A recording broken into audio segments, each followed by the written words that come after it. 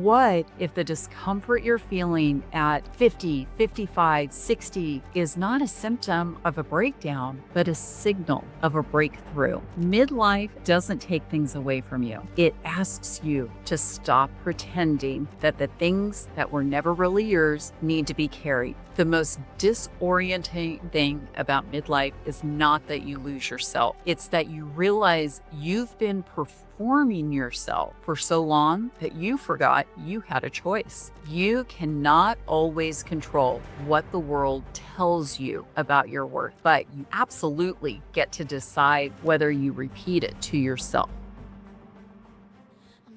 Welcome to Done Pretending, the podcast where healing meets authentic living. I am your host, Susan Houston, storyteller, mentor, and believer in the power of truth to set us free. This is your sanctuary for the soul, a safe space where we peel back the layers of judgment and fear to uncover the beauty of living real. Each week, you'll hear stories of courage, resilience, and transformation that remind you it's never too late to become who you were created to be. She texted me at 11:30 on a Tuesday, and I almost didn't pick up my phone, but something inside me said, pick it up. And here's what my friend wrote. Hey, I got the promotion and the kids are, on their own. They're off in college. My marriage is good. It's okay. And the house is in good shape. So why is it that I feel absolutely nothing? What's wrong with me, Susan? I stared at that text for a long time, not because I didn't know what to say, but because I had sent something very similar to my own best friend about 6 years before this. And almost at the exact time of night. It's the only time of night that we can get quiet, right? And I had been waiting to talk about this for a long time. I didn't realize how much we as women in their 50s, in their midlife, need to understand this.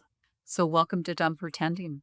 I'm Susan Houston, and today we are going to burn the script on what midlife is supposed to look like and build something truer, something bolder, and a whole lot more honest in its place. We're going to talk about identity, about what happens when the roles you've played for 20 or more years quietly leave the building, and about the single biggest lie the world has sold to women in getting older. We are not in a crisis. This is a clearing. So let me tell you what bothers me about the phrase midlife crisis. It takes one of the most significant, wonderful passages in a woman's life and turns it into a punchline. And if you are like me and scroll through social media, man, there are so many things wrong with us, right? We have hormonal issues. We have skin issues. We are in perimenopause or menopause or postmenopause. We have an identity crisis. And the word midlife crisis in general, implies that it's an emergency or a malfunction or that something's gone wrong, like something needs to be fixed. But what if nothing's gone wrong? What if everything is going exactly right, exactly how it's supposed to be? What if the discomfort you're feeling at 50, 55, 60 is not a symptom of a breakdown, but a signal of a breakthrough? Bear with me for a second, because I want to get a little bit philosophical about this, and then I'm going to get really real. Carl Jung, many of you know his name, described the second half of life as the most spiritually significant. Not childhood, not the ambition years when we're building everything, and not the building your resume years in your career. It's the second half. He said that the first half of life is about building the container, the career, the roles, the identity that gets you to the table. And then the second half, it's about filling it up, filling it with something that actually means something to you. So the emptiness a lot of women describe at midlife, that I should feel fine, but I don't. That type of feeling. That's not absence. This is an invitation. Your container that you've been building is ready. So the question is, what do you actually want to put in that container? Midlife doesn't take things away from you.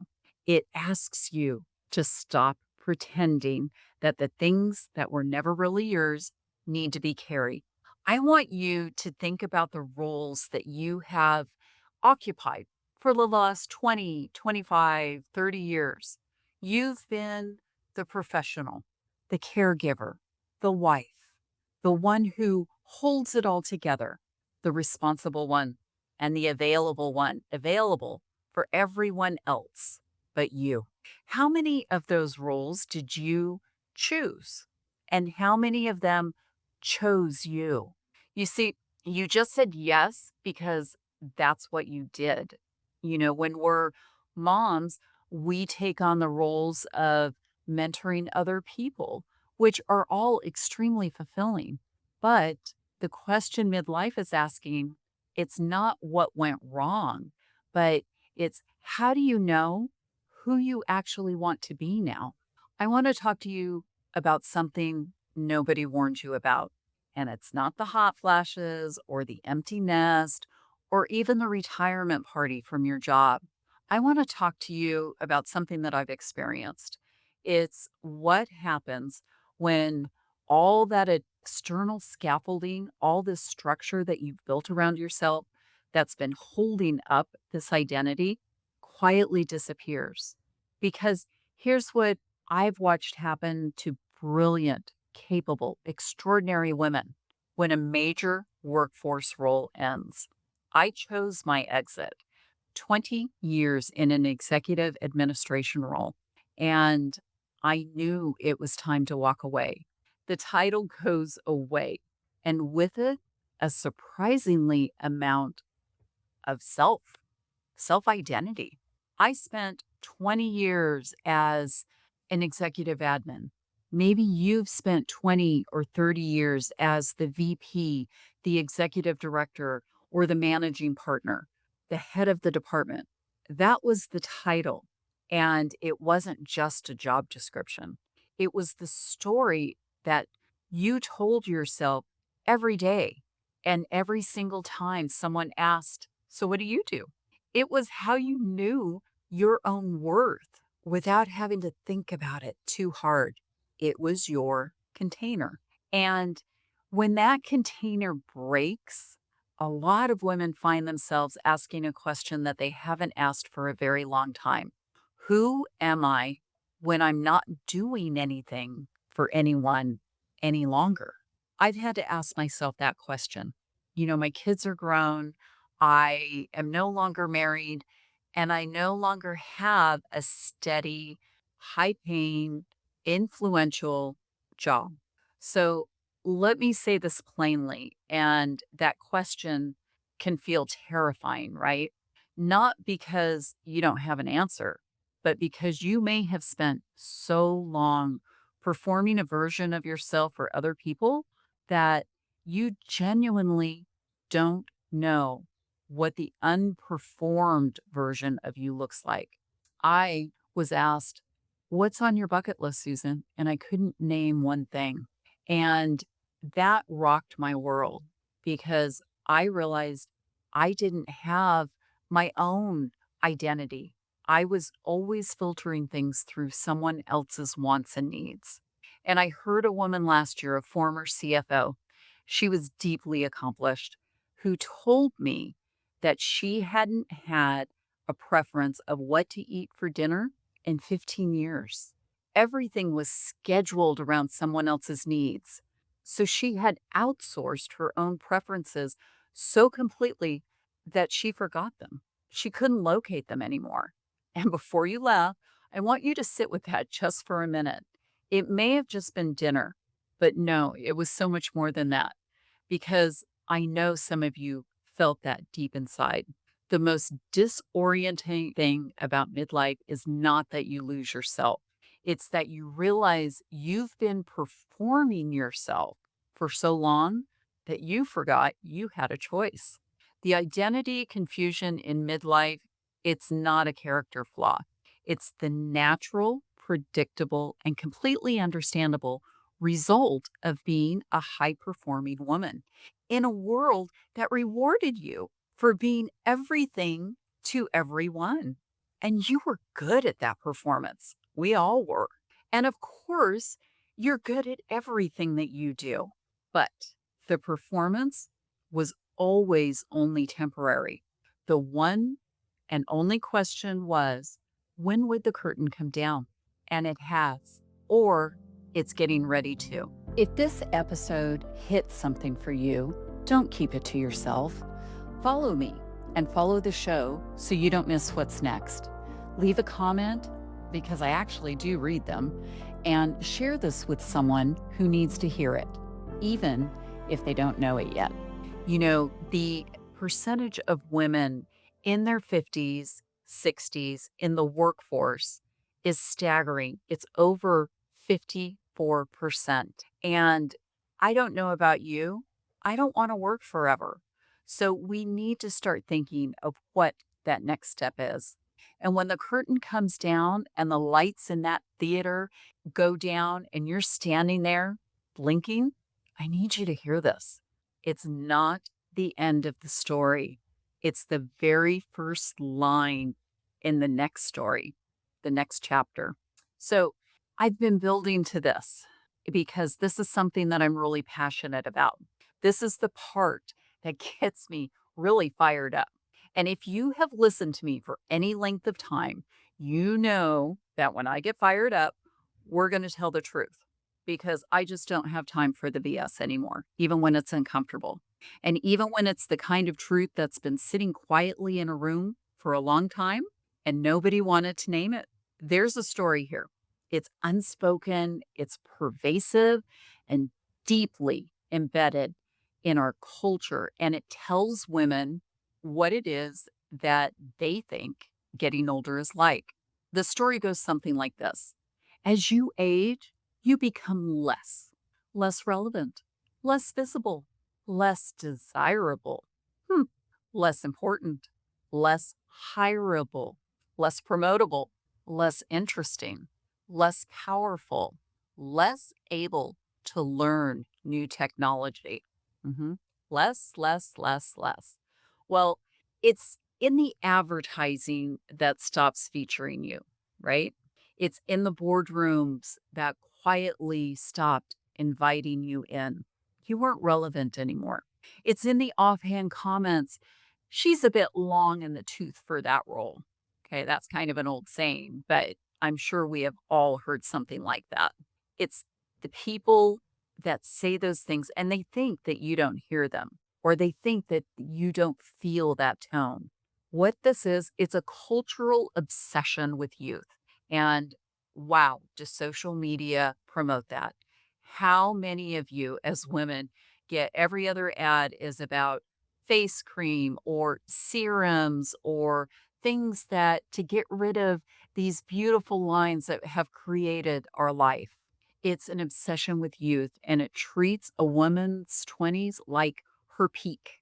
Well, if everything else after that is just a slow, graceful slide towards irrelevance, Lord help this whole world. I'm here to tell you that story is a lie. It's not a misunderstanding, not a difference in opinion. It's a lie, a convenient, profitable, deeply destructive lie. And I know it's a lie, not because someone handed me a study guide that I have read. I know it's a lie because I have lived just the opposite of that. And so have many women that I've worked with. I am more clear today about who I am at this stage of my life than I ever have been. I waste less time on the wrong people and the wrong rooms and the wrong conversations. I say no faster and I say yes more intentionally. I bring decades of hard won perspective into everything that I do. So, this is my life experience. I know my value now way more than I did when I was in my 20s or 30s or even 40s. I was only pretending to have a lot of value then, and I'm not alone. The women that I know who are in their 50s or crossing the 60 threshold, and even in their 70s, they are not fading. They are clarifying and getting real. They're writing books. They are talking about things that they were too afraid to talk about when they were at 30. They are still starting businesses that they've talked themselves out of at 40. They're having conversations that they used to avoid entirely because it might make waves. People might get uncomfortable. And these women, they're also leaving rooms that never deserved them. And they're building their own rooms. They're becoming more, not less. The world told us aging was subtraction. But for so many women I know, it's been the great audition, if you want to think of it that way. It's adding truth, adding courage, adding the audacity to finally take up the space that we've always deserved. Now, here's what I want to name because I think it matters. The less lie is not external. We have learned to internalize it. A lot of us have started making ourselves smaller before anyone asks us to. We did it in our families, in our businesses, in our jobs, because we did not want to ruffle feathers. It was easier to go along with everything instead of causing waves and standing up for what we really wanted. We hesitate to apply. We preface our ideas with, oh, I'm probably wrong, but stop that. We introduce ourselves apologetically. We shrink in rooms. We have the right to command. And because somewhere along the way, we started to believe it.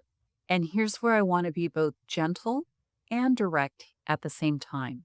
You cannot always control what the world tells you about your worth, but you absolutely get to decide whether you repeat it to yourself. The woman that sent me that 11:30 text, she didn't feel nothing because she was becoming less. She felt nothing because she had spent so long performing relevance for everyone else that she lost track of what was relevant to her.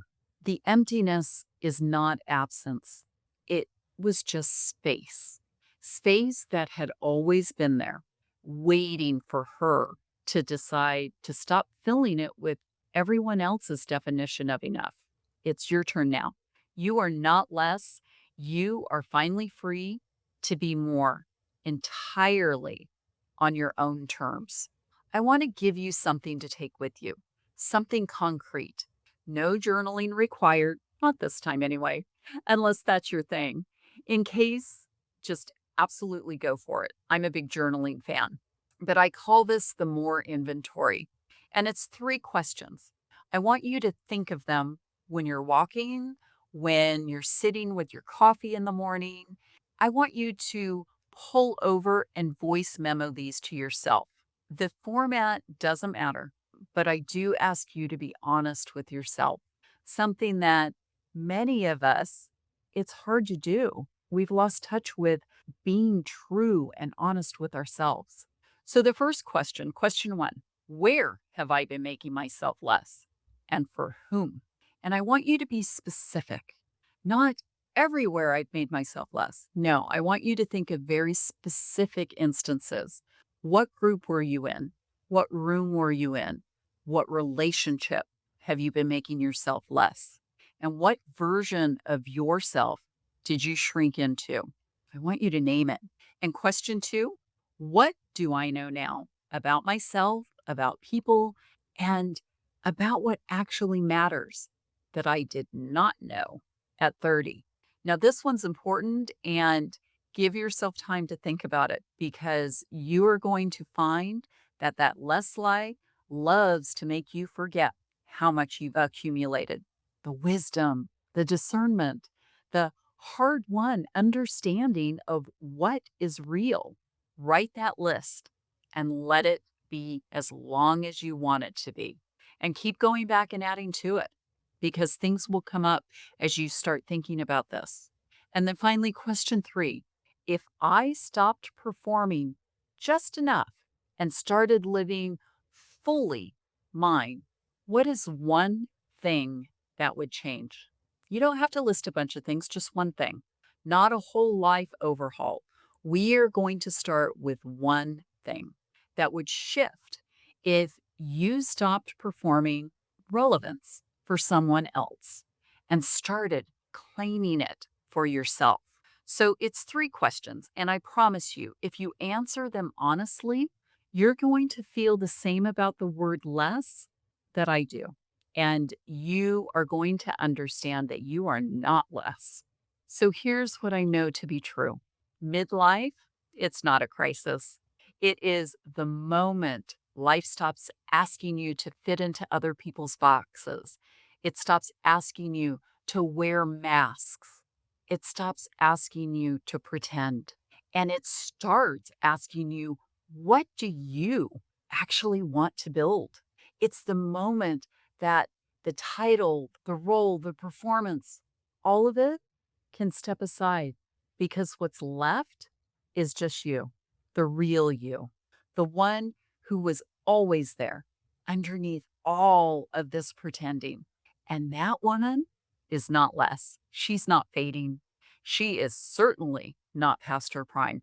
And she's not running out of time. She is, in every way that matters, just getting started. So, if this episode landed for you today, I want you to share it with at least one woman in your life who needs to hear it. If you're like me, you have your girl tribe or people around you who, sometimes we can talk about these things honestly, and sometimes we just pretend like everything's fine. But share this with them. And you know exactly who I mean when I say that. It's the one that is in the thick of it right now. She'll understand it. I'll be back next week with another conversation that we are long overdue to have.